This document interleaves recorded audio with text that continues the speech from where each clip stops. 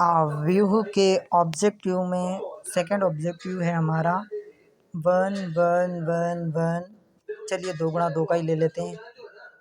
ये ए हमें दिया हुआ है, तो हमें ए की पावर कितनी ही ज्ञात करनी हो तो ध्यान देना, जब ऐसे क्वेश्चन दिए हों, क्या ऐसे क्वेश्चन दिए हों जिसमें ए की अधिकतम घात हमें ज्ञात करनी हो, तो ऐसे क्वेश्चन में ध्यान देना, वहाँ पर एक पैटर्न बनेगा। पैटर्न यानी कि क्रम बनेगा, जिसे हम पहचान लेंगे तो हम ए की पावर कितनी ही ज्ञात कर सकते हैं। तो उसी पैटर्न को पहचानने के लिए हम पहले तो गुणा करते हैं। तो चलिए, ये तो हमें दिया हुआ है, तो ए स्क्वायर निकालते हैं। तो ए स्क्वायर निकालने के लिए जब हम निकालेंगे तो 1 1 1 इंटू 1 1 1, ये आगे हम जब इसे सॉल्व करेंगे तो चलिए कर लेते हैं। इसका गुणा इसमें होगा, तो 1 का गुणा 1 में होगा, तो 1 + 1 2 2 2 2 बन जाएगा। ठीक है, अब ध्यान दीजिएगा, यहाँ से हम 2 को कॉमन ले सकते हैं, तो 2, और ये बन गया 1 1 1 1। तो ये लिख देता हूँ मैं वहाँ पे।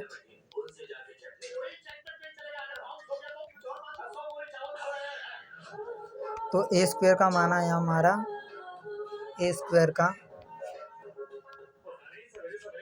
2 इंटू 1 1 1 1। चलिए, अब हम ए क्यूब निकालते हैं। तो ए क्यूब निकालने के लिए हमें ए स्क्वायर में ए का गुणा करना होगा। ए स्क्वायर इंटू ए क्यूब भी होता है, तो ए स्क्वायर तो हमें दिया हुआ है, इसमें ए का गुणा कर देते हैं।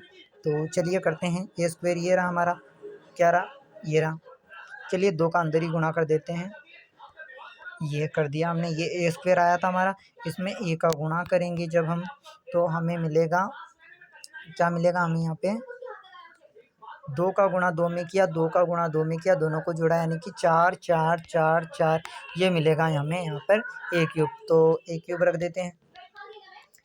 वैसे तो हमारा 3 स्टेप में आंसर आ जाएगा, 3 बार निकाल कर क्रम पता चल जाता है हमें कि क्या क्रम है। तो यहाँ पर हमारा आंसर आया है ना, 4 का गुणा अंदर करेंगे तो 4 4 4 हो जाएगा, 4 को बाहर ले लिया हमें।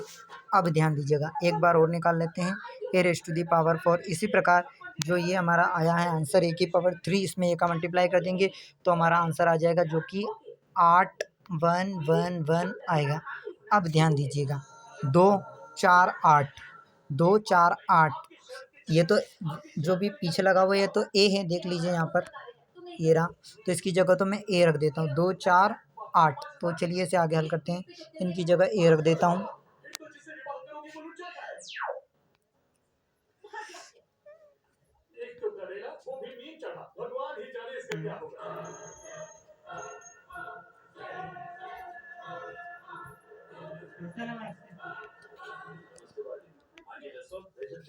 ये यहाँ पर ए, ठीक है। तो अब ध्यान दीजिएगा, 2 है तो 2 की पावर को मैं 2 1 लिख सकता हूँ, तो 2 की पावर 1 इंटू ए। इसे क्या लिख सकता हूँ मैं, 2 की पावर 2 इंटू ए। इसे क्या लिख सकता हूँ मैं, 2 की पावर 3, क्योंकि 8 2 का घन होता है।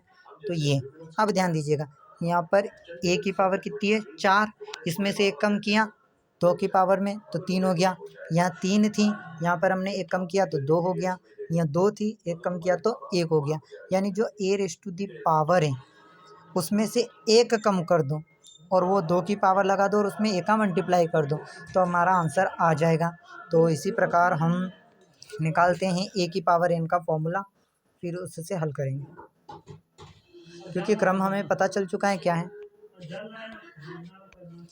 यहाँ पर हमें पता चला कि जो a⁴n निकालनी है हमें, क्या a⁴n निकालनी है, तो हम क्या करते हैं, 2 की पावर में से 1 कम कर देते हैं, n में से 1 कम कर देते हैं और उसमें a का मल्टीप्लाई कर देते हैं। ध्यान दीजिएगा, ये है ना 1 1 के लिए, ना कि सारे क्वेश्चन के लिए।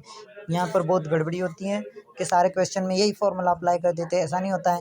हमें क्रम पहचानना रहता है, जब भी बड़ी पावर दी होती है, उन्हें पता है एग्ज़ाम में ऐसे सॉल्व करने लग जाएंगे तो फिर पेपर कब करेंगे, इसलिए वहाँ क्रम होता है, तो क्रम पहचानना होता है। तो इसका क्रम क्या है, हमने 1 2 स्टेप किए और हमें पता चल गया कि a⁴n बराबर होगा 2n - 1 इंटू a।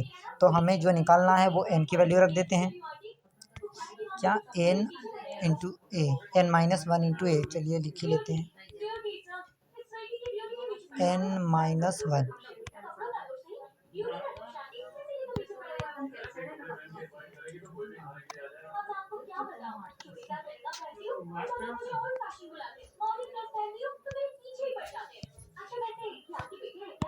हमें ज्ञात करनी थी ए की पावर 1000।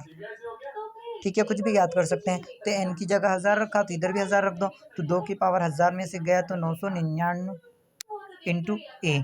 तो ये हमारा इसका आंसर हो जाएगा।